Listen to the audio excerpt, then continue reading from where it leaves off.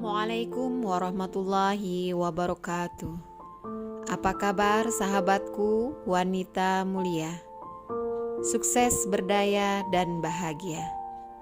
Pada kesempatan kali ini, mari kita ketahui modal utama masuk surga. Dalam suatu majelis, Rasulullah SAW berkata, "Sebentar lagi akan muncul di hadapan kalian seseorang yang termasuk penghuni surga." Benar saja, tak lama kemudian muncul seseorang dari kalangan Ansor yang jenggotnya meneteskan titik-titik air wudhu. Dia menenteng selopnya di tangan kiri. Pada keesokan harinya, Rasulullah SAW kembali bersabda, "Seperti itu lagi." Dan tak lama kemudian, orang itu pula yang muncul dengan keadaan yang sama. Demikian pula pada hari ketiga, dan lagi-lagi orang itu yang muncul. Pada hari ketiga, Nabi SAW mengatakan itu, dan Abdullah bin Amr bin As menjadi sangat penasaran. Apa amalan orang tersebut sehingga Rasulullah SAW mengatakannya sampai 3 kali selama 3 hari berturut-turut. Setelah Rasul beranjak dari majelis, Abdullah membuntuti penduduk Madinah tersebut.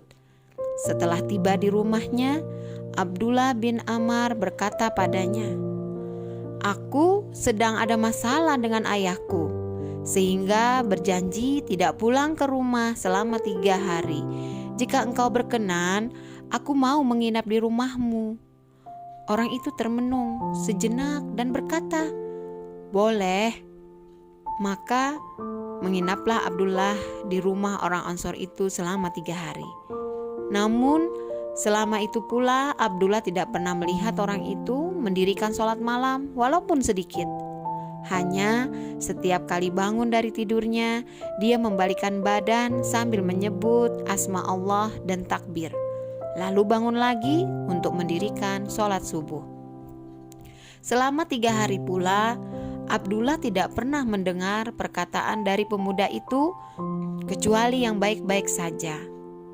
Pada hari ketiga, saking penasarannya, Abdullah berkata pada orang itu, "Wahai hamba Allah, aku sebetulnya tidak ada masalah dengan ayahku. Akan tetapi masalahnya, aku mendengar Rasulullah mengatakan selama 3 hari bahwa sebentar lagi akan muncul di hadapan kalian seseorang yang termasuk penghuni surga. Dan yang muncul adalah engkau.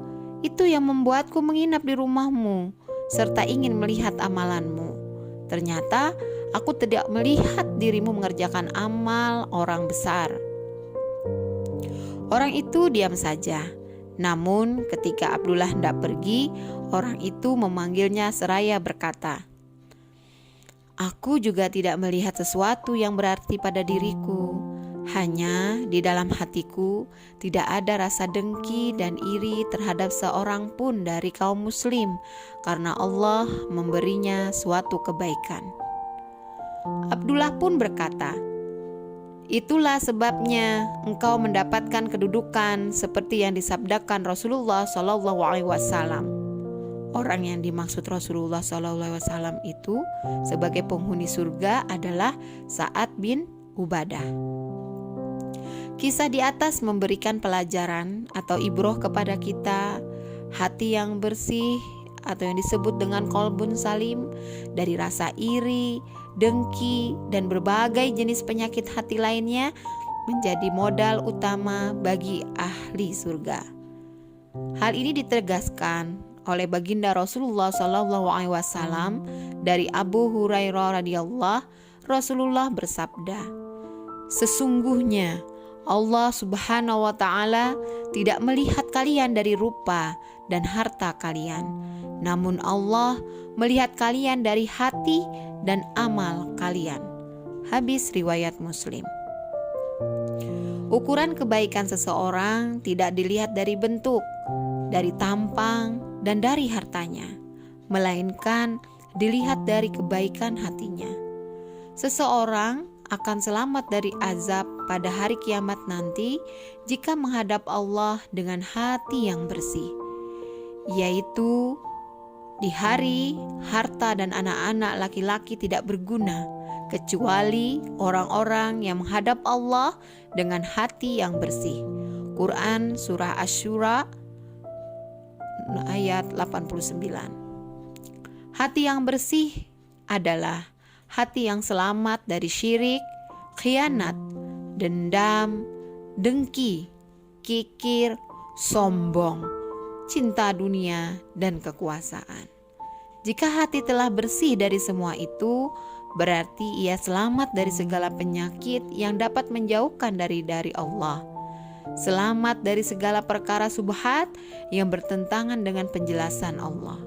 Selamat dari syahwat yang menyalahi perintahnya, selamat dari keinginan yang berlawan dengan kehendaknya, dan selamat dari segala sesuatu yang dapat memutuskan hubungan dengannya. Yang pasti, hati yang bersih yang berhak mendapat surganya adalah orang-orang yang dipilih hatinya bersih. Ya Rob kami, beri ampunlah kami dan saudara-saudara kami yang telah beriman lebih dulu dari kami. Dan janganlah Engkau membiarkan kedengkian dalam hati kami terhadap orang-orang yang beriman. Ya Rob kami, sesungguhnya Engkau Maha Penyantun lagi Maha Penyayang. Terjemahan Quran Surah Al-Hasyr ayat 10. Sahabatku, wanita mulia, semoga kita termasuk orang-orang yang berhati bersih dan mengantarkan kepada surganya Allah. Amin.